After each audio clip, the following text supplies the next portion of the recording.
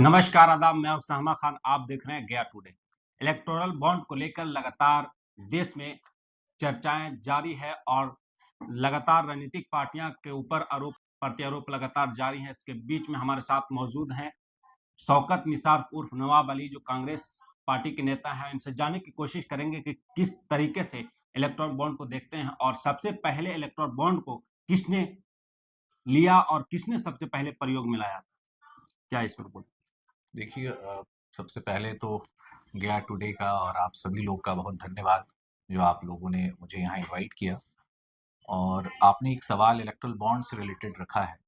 Erectile bond जो है actually पूरे विश्व का सबसे बड़ा स्कैम है। ये पूरे विश्व का सबसे बड़ा स्कैम है और ये सारी चीज़ें बीजेपी ने की है। इसमें आपने राहुल जी ने कल इंटरव्यू भी दिया महाराष्ट्र में कि इसमें देश के प्रधानमंत्री मोदी जी, अमित शाह जी डायरेक्टली इन्वॉल्व है। ये एक नया तरह का मतलब फंड लेने का एक तरीका इजाद किया गया जिसके तहत सबसे ज्यादा इलेक्ट्रल बॉन्ड से अगर किसी पॉलिटिकल पार्टी को जो पैसा गया है 6061 करोड़ रुपया, तो वो बीजेपी को गया है। ये विश्व का सबसे बड़ा स्कैम है। और ये जो पैसा आ रहा है आप जो देख रहे हैं, कल राहुल जी ने भी इस पे अपनी बात रखी, हमारे बहुत सारे स्पोक्स पर्सन ने भी इस पे बात रखी। किस प्रकार से स्टेट में गवर्नमेंट गिराई जा रही है, किस प्रकार से तमाम एजेंसीज जो सीबीआई है, आईडी है, ईडी है, किस प्रकार से उसका दुरुपयोग करके बड़े कॉरपोरेट को डराया धमकाया जा रहा है और वो लोग फिर इलेक्ट्रल बॉन्ड के माध्यम से इनको फंडिंग कर रहे हैं। तो this is the matter of big concern. ये पूरे हिंदुस्तान की आवाम को 1 अरब 50 करोड़ लोग को ये समझना होगा कि ये जो पॉलिटिकल पार्टी है बीजेपी, इसने देश का सबसे बड़ा घोटाला किया है। इसमें कांग्रेस का भी 1422 करोड़ रुपया इलेक्टोरल बॉन्ड में है। इस पर क्या कांग्रेस पार्टी ना सेंट्रल में है और ना मैक्सिमम स्टेट में गवर्नमेंट में है। ये जो इलेक्ट्रल बॉन्ड का जो मामला है, ये तो बीजेपी ने इसका इजाद किया। अब इलेक्ट्रल बॉन्ड के माध्यम से जिस पॉलिटिकल पार्टी को पैसा गया, उसमें सबसे कम पायदान पे कांग्रेस पार्टी पाई जा रही है। बिल्कुल। भाजपा के बाद तो टीएमसी आती है। ये बहुत बड़ा आपने सवाल खड़ा किया, तो इसको समझने की भी जरूरत है। कांग्रेस पार्टी के पास तो सबसे कम फंड है, जो देश की सबसे बड़ी और सबसे पुरानी पार्टी है, जिसने इस हिंदुस्तान पे 55 साल हुकूमत किए हैं। सुई से लेके जहाज तक इस भारत में अगर किसी ने दिया है तो वो कांग्रेस पार्टी का योगदान है। तो कहीं ना कहीं इलेक्टोरल बॉन्ड को लेकर लगातार जो राजनीति सरगर्मी तेज हो गई है, तो क्या एक नया रूप ले सकता है क्या? ऑब्वियस ही बात है, ऑब्वियस ही बात है। इसके खिलाफ Congress party supreme court proceed की हुई है। आप सिर्फ इसको नहीं देखिए, आप ये देखिए कि हिंदुस्तान की आवाम, हिंदुस्तान के सबसे बड़े सुप्रीम कोर्ट के एडवोकेट्स आज सड़क पे हैं। बिल्कुल। आज वो प्रदर्शन कर रहे हैं, वो मांग कर रहे हैं कि देश की जो राजनीति है, देश में जिस प्रकार से इलेक्शन होता है, ईवीएम के माध्यम से होता है, उसको खत्म किया जाए, वो बैलेट से कराया जाए।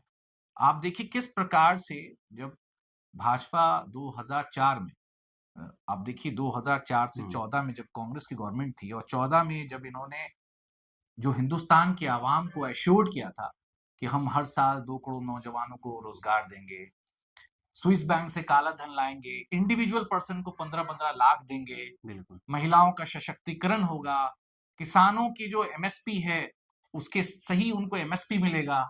तो जो उन्होंने कमिटमेंट किया था वो फुलफिल नहीं हुआ। स्विस बैंक से काला धन वापस नहीं आया। आज जब इलेक्ट्रल बॉन्ड का मामला सामने आया तो किस प्रकार से इसको टाल मटोल किया जा रहा था। भाजपा के प्रवक्ता इस पे कोई अपनी टिप्पणी नहीं कर रहे हैं, गोदी मीडिया इस पे टिप्पणी नहीं कर रही है। आज देश में कुछ अच्छे न्यूज चैनल, यूट्यूबर्स, आप जैसे लोग हैं जो इस पे बात भी कर रहे हैं, यहाँ तो बात करने के लिए नेशनल चैनल तैयार भी नहीं है। क्या लगता है कि इलेक्ट्रॉन बॉन्ड का जो मुद्दा है उसको कहीं ना कहीं नेशनल चैनल से नकार दिया गया क्या? ऑब्वियस सी बात है, आप देश के तमाम गंभीर मुद्दे को नेशनल चैनल नहीं दिखा रहे। आप अभी आपके सामने सीए का मुद्दा आया, बिल्कुल आपने देखा। अब बताइए कि देश में सीए की क्या जरूरत थी। ये सीए पास हुआ 11 दिसंबर 2019 को, 4 साल बाद इसको इम्प्लीमेंट किया गया। जी। देश में एनआरसी, एनपीआर, सीए की कोई आवश्यकता नहीं थी। ये सीए को भी समझना होगा, ये सीए जो लाया गया है, इसके पीछे भारतीय जनता पार्टी की मंशा ये है कि जब भारतीय जनता पार्टी के पास 2 सीट हुआ करती थी, उस वक़्त उनके पास 29% वोट, उनका जो वोट बैंक था। आज लास्ट इलेक्शन में 34% था, तो इनके पास 303 सीट आई थी। अब जो इनका वोट परसेंटेज है वो घटता जा रहा है। तो ये अदर देन मुस्लिम कम्युनिटीज को नागरिकता देना चाहते हैं और उनको यहाँ की नागरिकता देके उनसे वोट लेना चाहते हैं। क्या लगता है धर्म के उसमें आधार मुसलमान पे, नहीं है। धर्म के आधार पे भेदभाव इसमें किया जा रहा बिल्कुल, बिल्कुल ये धर्म के आधार पे भेदभाव हो रहा है, जो इससे पूर्व में कभी नहीं हुआ। आपको पता है भारत का संविधान कितना अच्छा संविधान है, जिसको पूरी दुनिया अप्रिशिएट करती है। इस संविधान में देश में सभी नागरिकों को सम्मान देने की बात की गई है। इसमें जस्टिस की बात है, इसमें लिबर्टी की बात है, इसमें फ्रैटर्निटी की बात है, इसमें इक्वल राइट्स की बात है। तो आप कोई भी पॉलिटिकल पार्टी संविधान से ऊपर नहीं है। सीएए के खिलाफ में भी याचिका कई दायर हुआ है वहां कि आर्टिकल 40 का उल्लंघन हो रहा है, बिल्कुल, तो किस तरीके से आप देखते हैं? देखिए सीएए की भारत को कोई आवश्यकता नहीं थी। पहले तो बहुत अच्छी चीज़ आपको समझना होगा, भारत में अभी अमेरिका ने एक रिपोर्ट दी है जिसमें 67 लाख बच्चे भारत के वो भूखे जी मर रहे हैं। जी हिंदुस्तान की आवाम को रोजगार की जरूरत है। किसान एमएसपी के लिए सड़क पे प्रदर्शन कर रहे हैं। बिल्कुल। अग्निवीर सड़क पे प्रदर्शन कर रहे हैं, जिन्हें 4 साल का कॉन्ट्रैक्चुअल बेसिस पे रोजगार दिया जा रहा है। तो देश की सरकार को देश के मौजूदा जो स्थिति है, जो आवाम की जरूरत है, उस पे काम करना चाहिए। पहले हिंदुस्तान की आवाम अच्छे से एस्टैब्लिश हो जाए, सबके पास घर मकान हो, रोजगार हो, ये ज्यादा इंपॉर्टेंट है। हर आदमी, आप भी पहले अपने परिवार को देखेंगे, बिल्कुल। तो पहले आप देखेंगे मेरे घर में रोजी रोटी अच्छी रहे, मेरे घर परिवार के सदस्य खुशहाल रहें, उसके बाद आप अपने अगल बगल को देखते हैं। तो पहले इनकी जिम्मेदारी थी कि हिंदुस्तान के अवाम को गुड बुक मिले।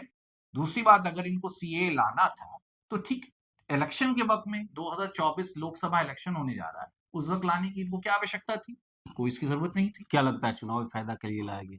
बिल्कुल, ये इनका चुनावी एजेंडा है।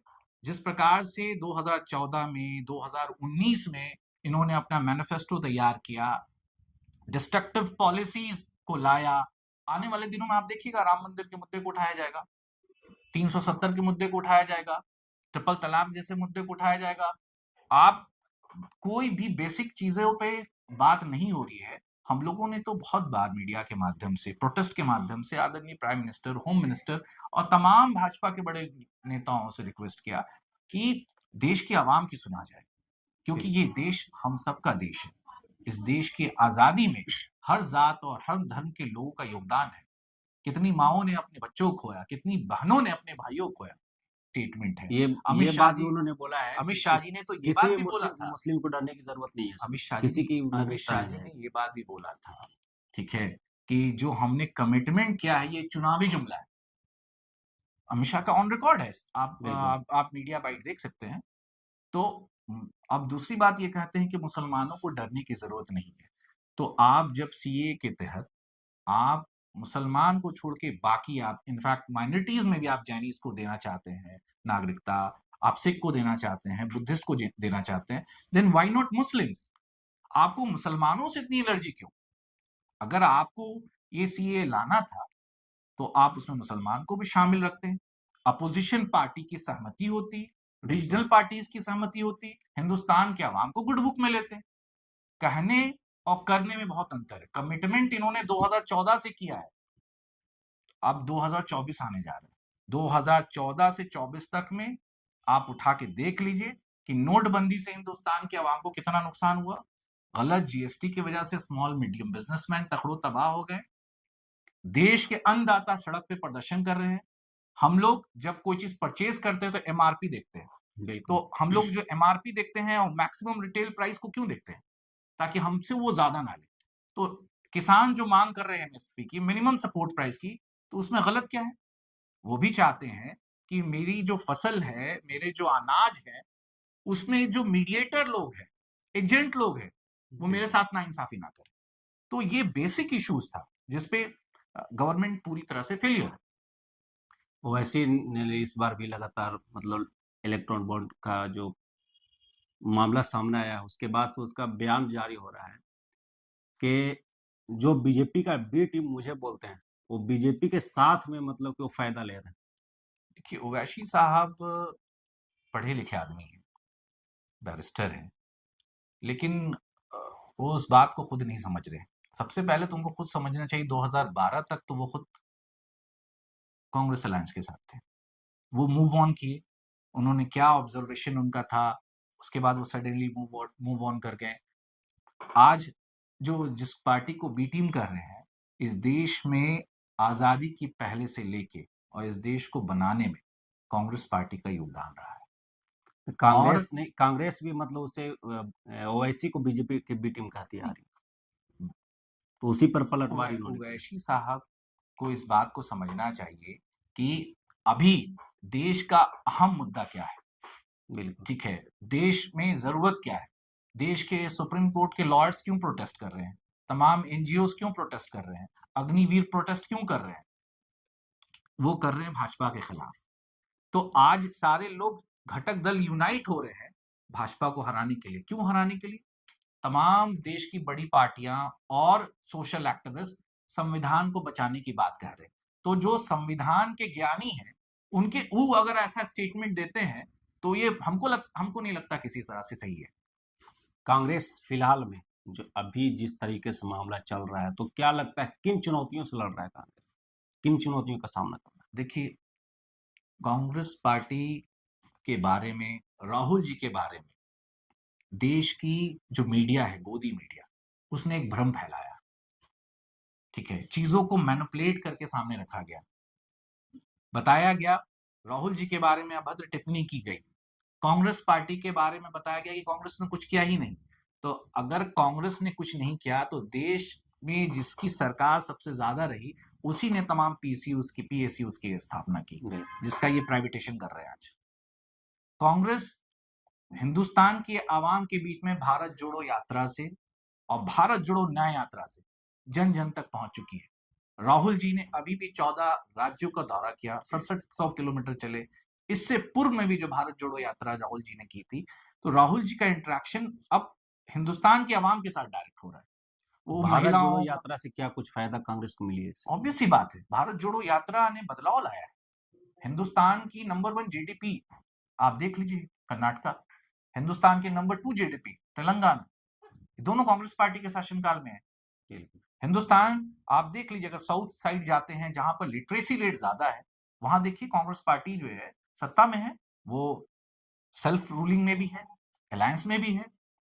और अगर हम इस तरफ की बात करें तो बिहार की, अगर लोकसभा की बात करें तो बिहार की 40 सीट, झारखंड की 14 सीट और उत्तर प्रदेश की 80 सीट, ये बहुत मायने रखती है।